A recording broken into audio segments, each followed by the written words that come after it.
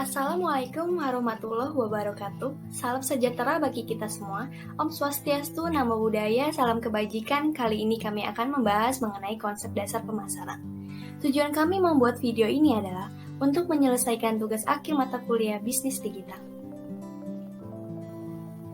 Pada era digital saat ini, di mana teknologi semakin berkembang pesat, menyebabkan pemasar harus mencari cara inovatif untuk memenuhi dan memuaskan kebutuhan dan keinginan konsumennya. Nah, digital marketing atau biasa disebut pemasaran digital ini merupakan suatu inovasi baru pemasaran di mana proses pemasaran dilakukan melalui digital maupun internet.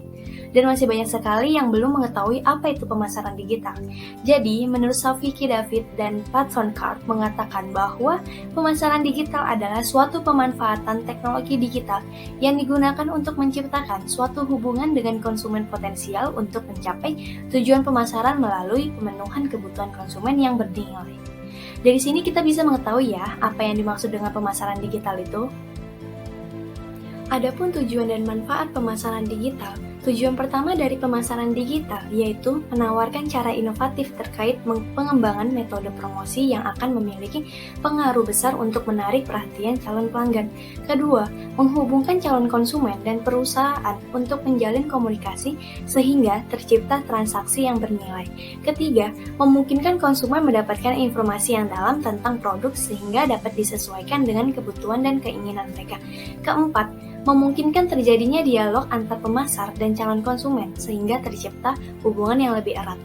Selanjutnya, ada manfaat dari pemasaran digital, yaitu hemat biaya, di mana biaya yang lebih rendah daripada saluran pemasaran konvensional. Kedua, meningkatkan jangkauan. Pemasaran digital dapat menjangkau sasaran pelanggan yang lebih luas. Ketiga, hemat waktu. Pemasaran digital membawa hasil nyata dalam waktu singkat. Keempat, ada nilai sosial.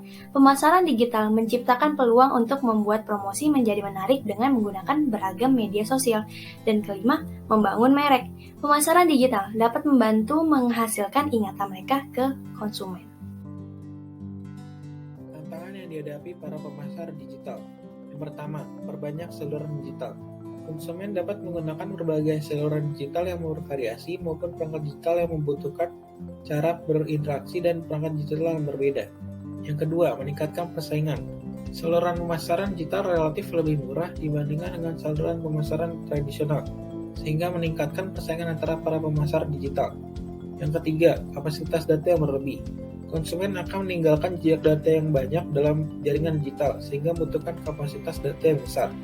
Yang keempat, memperhatikan siapa target yang dituju. Pemasar digital perlu mengidentifikasi informasi aktual dan mendalam tentang siapa calon konsumen. Yang kelima, membuat konten yang menarik. Konten yang dirancang harus dapat menarik perhatian calon konsumen. Perbedaan pemasaran konvensional dan pemasaran digital. Untuk pemasaran konvensional, yang pertama meliputi premedia serta telepon. Yang kedua, mahal dan tidak dapat berinteraksi langsung dengan publik. Yang ketiga, punya limit untuk berinteraksi dengan publik. Yang keempat, punya batasan waktu per periode. Yang kelima, memakan waktu yang lama.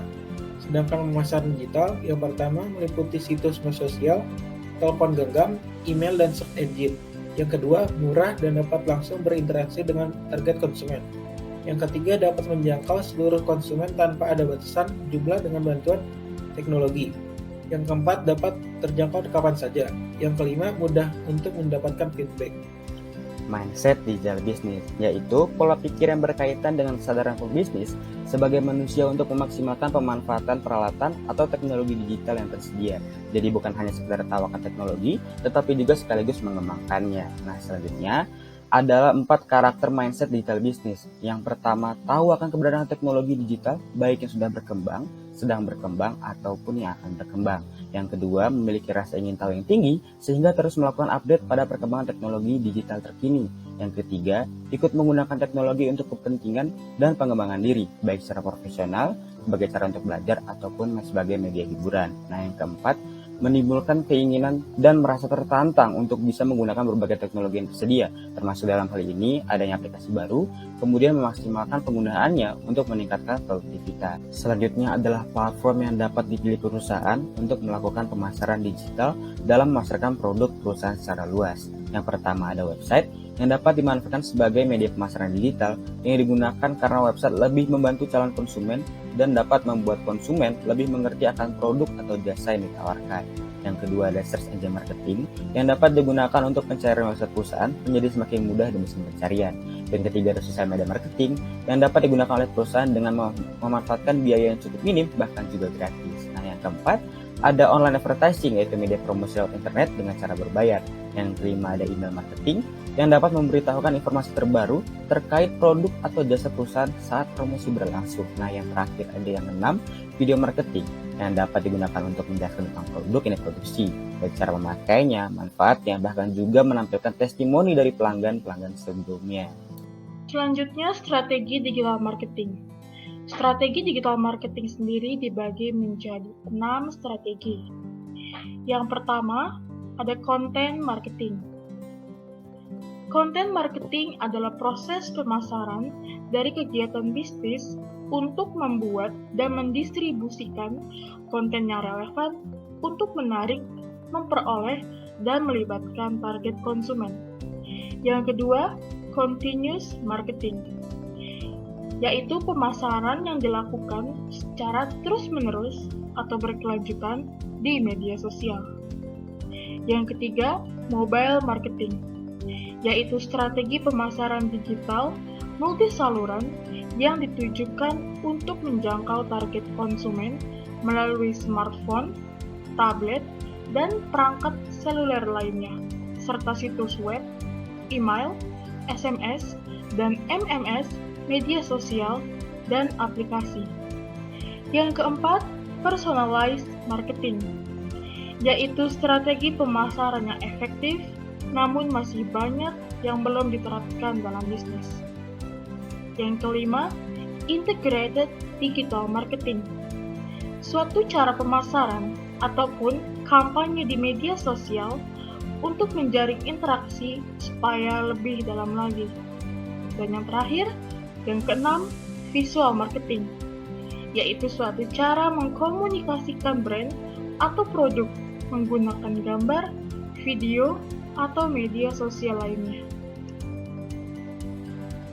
Selanjutnya, aturan dan lingkup sosial. Pemasaran digital akan terus berkembang dan lebih inovatif seiring dengan meningkatnya penggunaan internet di masyarakat. Oleh karena itu, perlu adanya aturan dalam pemasaran digital yang dilakukan. Yang pertama, tidak ada aturan. Maksudnya, ketika berbicara tentang pemasaran digital, maka kita perlu melupakan semua yang dipikirkan dan diketahui dari pemasaran konvensional. Lalu, internet bukan televisi.